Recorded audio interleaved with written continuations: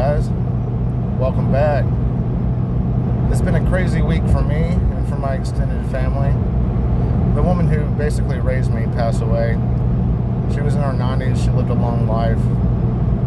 She lived a happy life. She had a big family. A very Christian woman. I mean, I was over her house all the time. I was confirmed in a Lutheran church at her church. Went to youth group ski trips, vacation Bible school, things like hay rides, had the harvest festival and things of this nature. She just passed away. She had a large tumor on her spine that she had been quietly suffering through the last year of her life. But, I was there to help take care of her. There wasn't really a lot of people from the family coming over. Some days I'd be the only person she would see. So, we ate dinner together and whatnot. I really loved this woman. She was like a mother to me. But I handled death differently than most. I think that, you've died many times. You've died so many times. It's so easy. You don't have to try to do it. You just do it. It just happens. And luckily she didn't suffer. She went fast. I'm sure she was in pain for a while as the tumor was pressing on her spine, but it wasn't like a long drawn out chemotherapy, slowly degrading. It was something that was relatively quick. Well, I was, sad to see her go, but death should be something that you celebrate. You're finally liberated from this shell. And if you die right, you never have to come back again. But you've died so many times that, hell, it's probably one of the few things you repeat every life. It's just as natural as living. Just as natural as giving birth is the process of death. The transition from one state of being to another. From 3D to who knows what D. And perhaps whenever we die, we create our own afterlife. If we believe that we are going to heaven, maybe you create for yourself a heaven. Although I think the stereotypical idea of heaven is rather boring and definitely not for me. Fuck angels with harps and clouds and pearly gates and all the saints and that boring shit.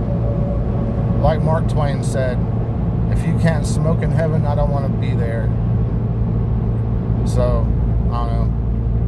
Maybe I'd create for myself a more entertaining purgatory or a very light hell.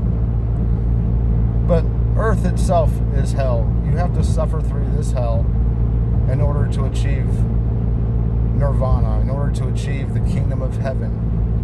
If you don't achieve the kingdom of heaven here on earth, then you won't retain that kingdom of heaven whenever you shuffle off this mortal coil. In order to reach paradise, you have to first go through the gates of paradise while you're alive. And then when you die, you stay in that state of being. But if you die with fear or hate in you, or holding a lot of baggage that you didn't get rid of, you'll come right back to get it right this time. You always say that. You'll always say, I'll get it right this time. I won't make those same mistakes that you've made dozens of times ago. You won't make the same decisions, but you probably will. We all do. It takes a long time for the spirit to learn. And I think that what you're developing through your lifetimes is your own little conscience, your own little Jiminy Cricket. So that voice in your head telling you whenever you do something wrong, not to do it, or urging you to do something good for people you love, or strangers, or animals, the earth in general. This little voice inside of you urging you on to be your better self. That's your spirit begging you not to repeat the same mistakes you repeated dozens of times. So you have to suffer through this hell. You have to keep coming back here until you realize that in order to achieve heaven, you have to build it here on earth. You have to be happy. You have to spread love all day, every day. Everyone who comes in contact with you, whether it's at the gas station or the supermarket or at work, everyone should feel how happy you are. It should radiate off of you like a wave, a pulsating wave. That vibrational intensity of unconditional love is so powerful that it affects other people's auras. Being around you is almost like a drug where you're near this state of being. And it takes others who are at let's say a lower vibrational frequency, and it elevates their state of being. It makes the sad happier just being around someone who is truly in that nirvana state, that bodhisattva state. You see, the most proper Buddha, there are those yogis who go up on a mountaintop, they completely ignore society, they meditate until they finally relinquish their suffering and achieve this state of being that is paradise. But the true Buddha, the Bodhisattva, he's the one who, after achieving this state of being, goes back into society, not to spread some gospel, but to help others, just by being around them, performing spiritual miracles, by taking those who are sad, frustrated, scared, lonely, in a pitiful state of being, and elevating them to give them a taste of this vibrational wave that's pouring off of you. And they'll want to achieve this more fully. They'll want to bloom as you're blooming. You ever notice in a garden, whenever your first flower opens up, it's like all the other ones just open up simultaneously. The first flower that opens its petals is typically the biggest and the strongest, and it shows the others the way. And as soon as that flower opens up and blooms, the rest of the garden begins to bloom. But the strongest, the one reaching highest to heaven, is the first one to open its petals. And a bodhisattva is that tall flower. Life is a garden. You have to work at it. You have to take care of it, nurture it, water it, sing to it. Life is a garden. If you don't plant anything, then nothing will grow. If you don't take care of it, the only thing you'll have is barren earth that will wait till next season, the next lifetime, to see if anything actually takes root. And I do believe there is a gardener.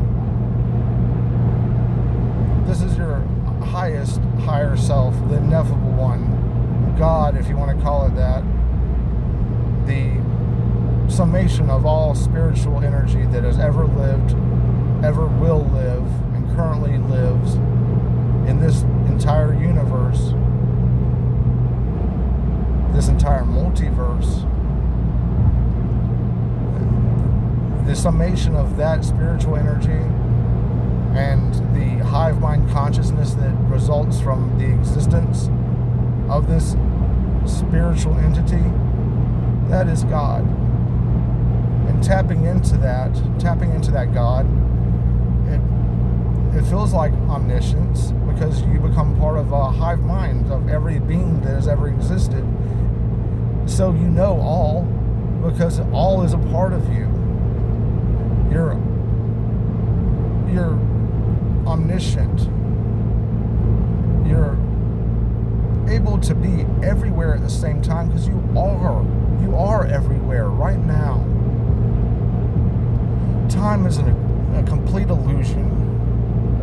living all of your lifetimes right now simultaneously. And just like a chord in a song, there's a note that your particular life is generating, and it's unlike any other note. God, the hive consciousness, is like a stippling painting. Do you know what a stippling painting is? It's one of those paintings that's composed of nothing but little dots of paint. And when you look real close, it's just a bunch of little dots of all different colors. But you stand far enough back and you can see that there's like a landscape or a fucking vase and some fruit and shit. That's God. That's life. You are that little drop of paint, but you're a part of a bigger picture. Like an ocean. An ocean is quadrillions of little drops of water, little water molecules. And whenever you're dead and part of that hive consciousness, that nirvana, you exist as part of the ocean. No drop exactly like any other drop, but together you're the ocean, and you only exist as the ocean. But in order to purify yourself and to better yourself, to grow, you must separate yourself from the ocean and experience life as an individual to gain further perspectives that help your spirit evolve. These higher perspectives that you're gaining through life, they're essential. So you must rise from the ocean. You must evaporate from that ocean and exist as a singular drop of moisture until eventually, after you're done living your life in the clouds here on earth, you fall back down to earth like the angels of old that rebelled. You fall back down to earth. You sink into the ground and join an aquifer, or fall as snow on top of a mountain. And as the snow melts, it pulls and runs into a creek, which runs into a river, which runs back into the ocean again.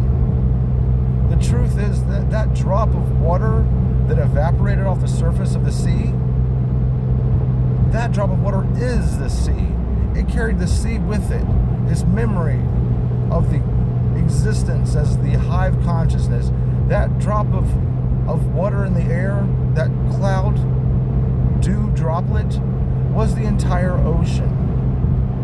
It just didn't realize it because it was in this transitory state where it was experiencing individuality, a limited point of view using three-dimensional senses.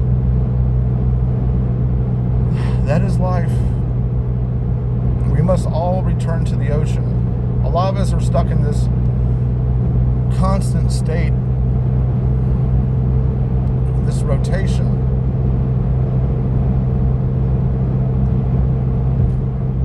I don't know if the key is to remain the ocean, just stay in the hive consciousness and not to reincarnate, or if it benefits the consciousness by having us grow spiritually through experiences.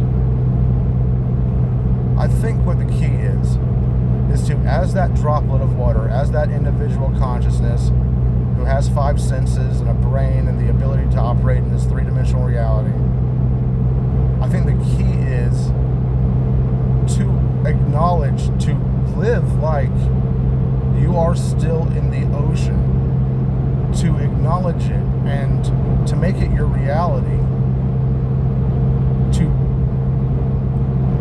to fully embrace this life by acknowledging that you are already your best self. You just have to let yourself be. It's not like you need to do penance, or you need to volunteer, or you have to swear off all animal products, or get rid of your gun collection, or stop playing video games so much, or stop watching TV all the time. It's not any of that. It's a state of being. It's a state of mind. It's pure because it's so obvious. You just have to embrace life and realize that you are part of God. God is in you. That hive consciousness never left you. And if you start to live like that, you change the way that you experience life. And things will improve or grow more grand because it's the universe trying to experience itself at that point. It's like being possessed by your higher self. I think that's key. I think it's key for the raindrop to live like the ocean. And don't worry about death. Death is just a transition from one state of being into another, and before you know it, you'll be back here doing the same shit again until you finally realize that you are God. That God is love. You have to project that love at all times, right out your chest, like a toroid that forms right in the very center of you and radiates all around you like a sun. Whenever you live like that, it won't matter if you die or not. You won't care. You won't be scared of death, and you won't be so stingy with life. You'll live to better others because you're bettering yourself. Yes, death is sad, but it shouldn't be. It should be embraced. You shouldn't, do something bad to yourself in order to create your own death. But you should live every day like it's your last. Even though you've lived a long life already and have lived many long lives previous to this life, concurrently, since time isn't real. That's neither here nor there. If you live like every day is your last, and you live in love, you will become a being who has merged with heaven before they die. You will be heaven on earth. And if all people can live like this, the earth will be a paradise.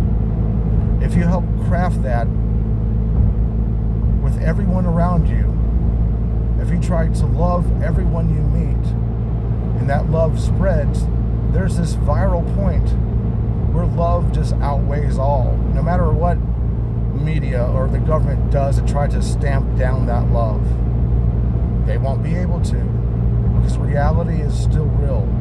A little screen on YouTube is not reality. These screens are just lies meant to distract you from this real reality. Being next to someone and loving them. Speaking of, I'm going to go see my girlfriend, so yay! It's like a 4-hour drive to Atlanta, so the things I do for love. I'm about doing this every weekend now. Building things for a very shabbily built pen we made for her animal. She's got a very untraditional pet, but I love it. I should stop yapping and get back to driving. I appreciate you guys listening to me. And thank you for being you. Do me a favor, though, and try to be the best you that you can be. Try to be loving to those who you might even think don't deserve it. Be your best self. Thanks, guys.